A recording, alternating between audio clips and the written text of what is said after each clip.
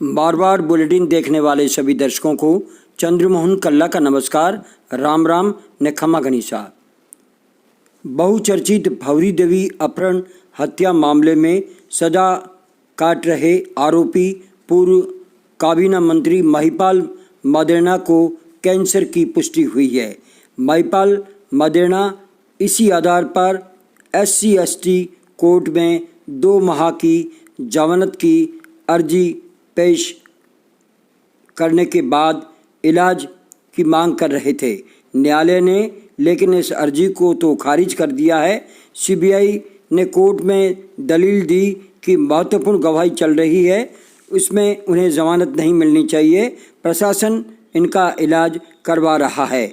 मदेरणा को जोधपुर एम्स में भर्ती करवाया गया है। उनके साथ उनकी पुत्री विधायक दिव्या मदेरणा भी उनकी सेवा कर रही है। मदेरणा ऐसे परिवार से बिलोंग करते हैं जो कि कांग्रेस का गढ़ माना जाता है, लेकिन एक मामले में वे लंबे समय से आरोपी है और अभी भी जिरह चल रही है।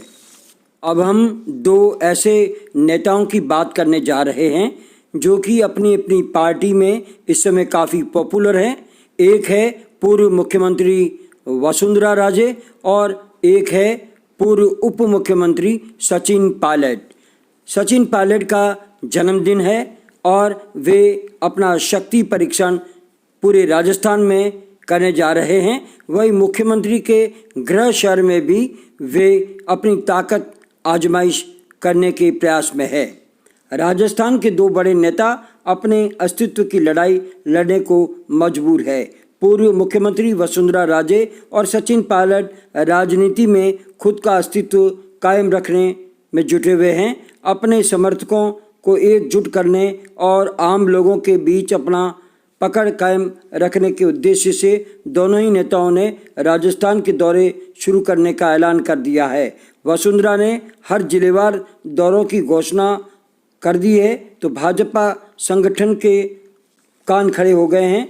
वहीं पायलट के पहले खुद के विधानसभा क्षेत्र में और फिर हर जिलेवार दौरे करने की घोषणा से मुख्यमंत्री अशोक गहलोत और उनके समर्थकों के कान खड़े हो गए हैं। वसुंधरा जहां आदिवासियों और महिलाओं में पॉपुलर है, तो पायलट की पकड़ गुर्जर मतदाताओं व कुछ हद तक युवाओं पर भी है। दोनों ही नेताओं की पार्टी वार बात करें तो वसुंधरा राजे के घोर विरोधियों के हाथ में इस समय भारतीय जनता पार्टी प्रदेश संगठन की डोर है, तो वे राजे को कमज़ोर करने का मौका नहीं छोड़ रहे हैं। राजे के समर्थकों को प्रवेश देने के लिए प्रदेश स्तर पर, जिले स्तर पर और तहसील स्तर से उनका सफाया कर दिया गया है।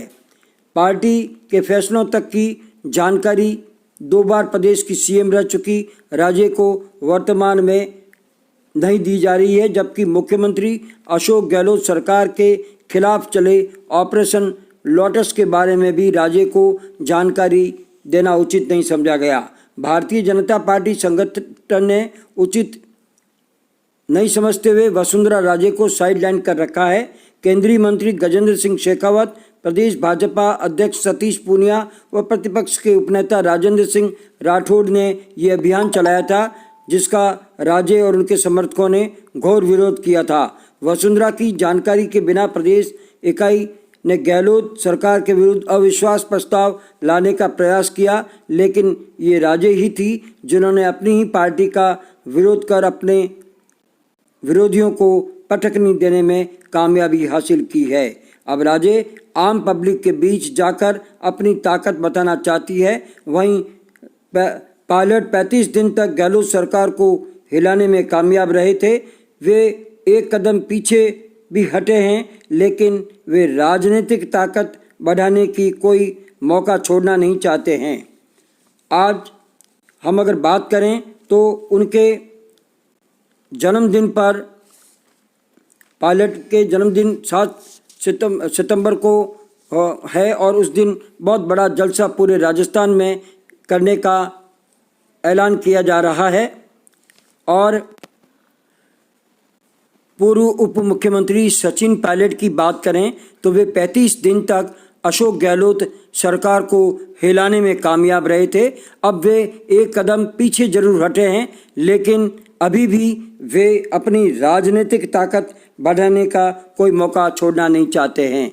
सोमवार 7 सितंबर को पायलट का जन्मदिन है। इसी बहाने पायलट समर्थक अपनी ताकत दिखाने को उतावले लग रहे हैं।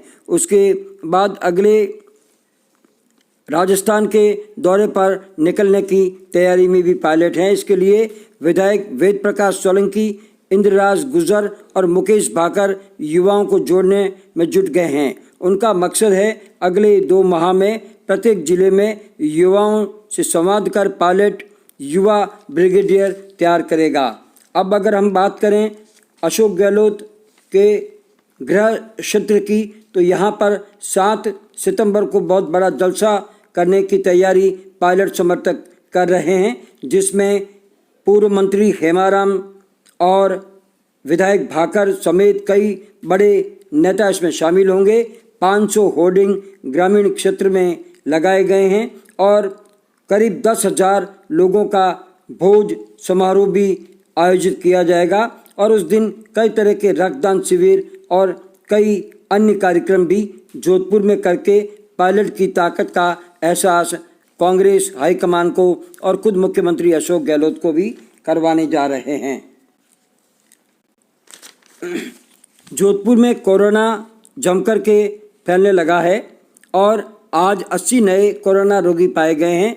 अब तक कुल 13,932 रोगी इस रोग का शिकार हो चुके हैं। ये संख्या संभवतः रविवार को 14,000 पार कर जाएगी। जोधपुर में अब तक 189 संक्रमितों की मौत हो चुकी है, वहीं एक्टिव केस 3,000 पर पहुंच गए हैं।